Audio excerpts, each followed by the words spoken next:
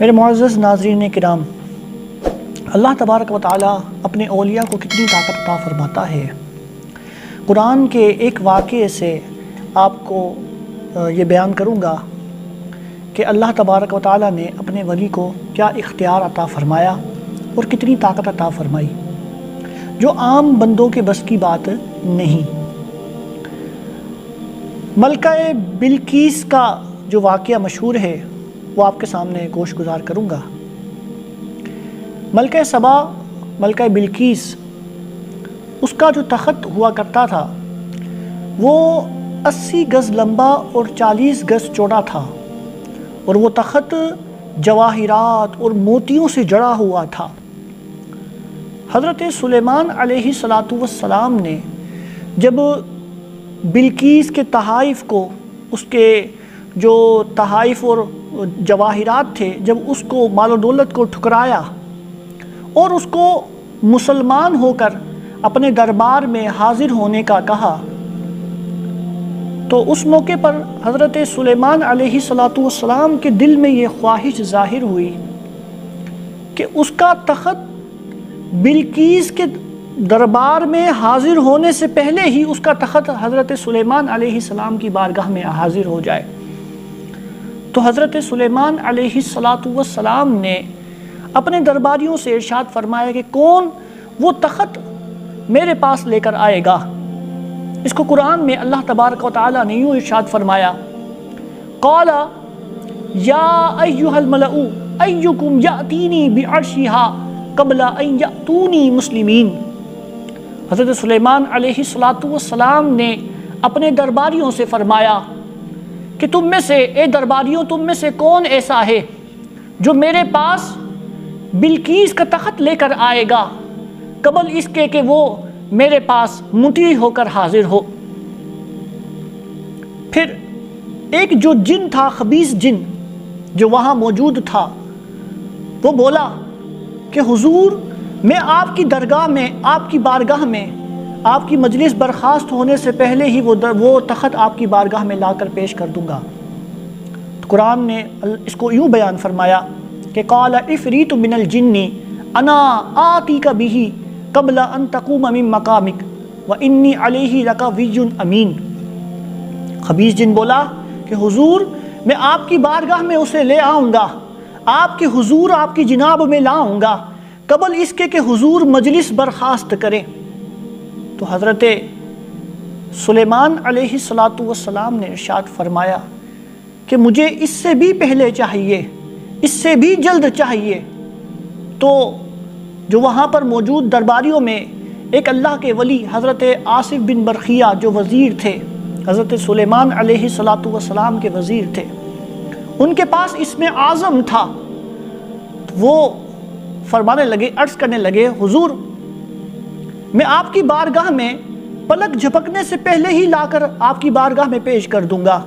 قرآن میں اللہ نے اس کو یوں بیان فرمایا، قال الذی عندہ علم الکتاب انا آتیک بہ قبل ان یرتد الیک طرفک، کہ جس کے پاس کتاب کا علم تھا، یعنی حضرت آصف بن برخیہ جو اللہ کے ولی تھے، جو حضرت سلیمان علیہ السلام کے وزیر تھے، انہوں نے حضور سلیمان علیہ السلام کی بارگاہ میں عرض کیا کہ حضور، میں آپ کی بارگاہ میں اسے لاؤں گا پلک جھپکنے کی مقدار، یعنی پلک جھپکنے میں، ایک پل میں میں آپ کی بارگاہ میں اسے پیش کر دوں گا۔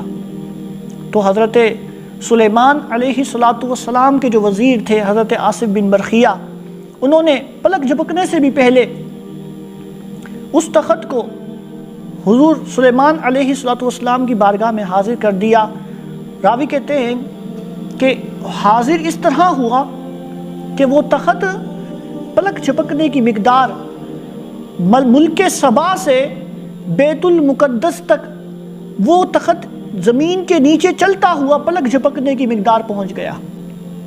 سلیمان علیہ السلام نے جب یہ دیکھا کہ وہ تخت پلک جھپکنے کی مقدار آپ کی بارگاہ میں حاضر ہو گیا، ملک سبا سے بیت المقدس تک پلک جھپکنے کی مقدار پہنچ گیا، تو حضرت سلیمان علیہ السلام نے فرمایا، ھذا من فضل ربی، یہ میرے رب کا فضل ہے، لیبلونی ااشکر ام اکفر، وہ مجھے آزماتا ہے تاکہ وہ مجھے آزمائے کہ میں کیا شکر گزار بندہ بنتا ہوں یا میں ناشکری کرتا ہوں۔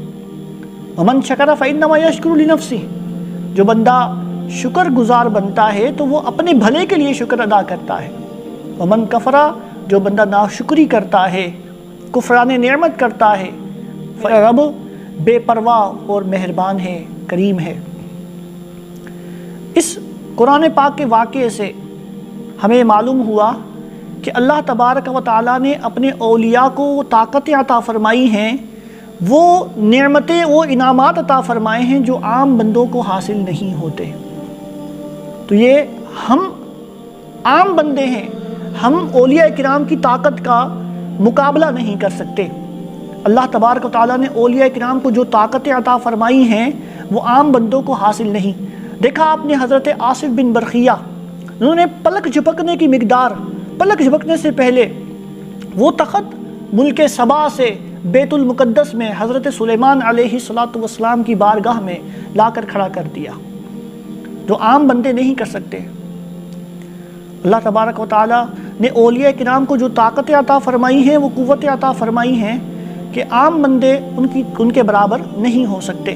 کچھ لوگ ایسے ہیں جو کہ اولیاء کرام کی کرامات کے منکر ہوتے ہیں، تو وہ قرآن کی مطلقاً کرامت کا انکار کرنا یہ کفر ہے، کیونکہ قرآن کی آیتوں کی بھی اس میں انکار ہوتا ہے۔ تو مطلقاً کسی بھی ولی مطلقاً ہی کرامت کا انکار کر دینا یا مطلقاً ہی معجزے کا انکار کر دینا یہ کفر ہوتا ہے۔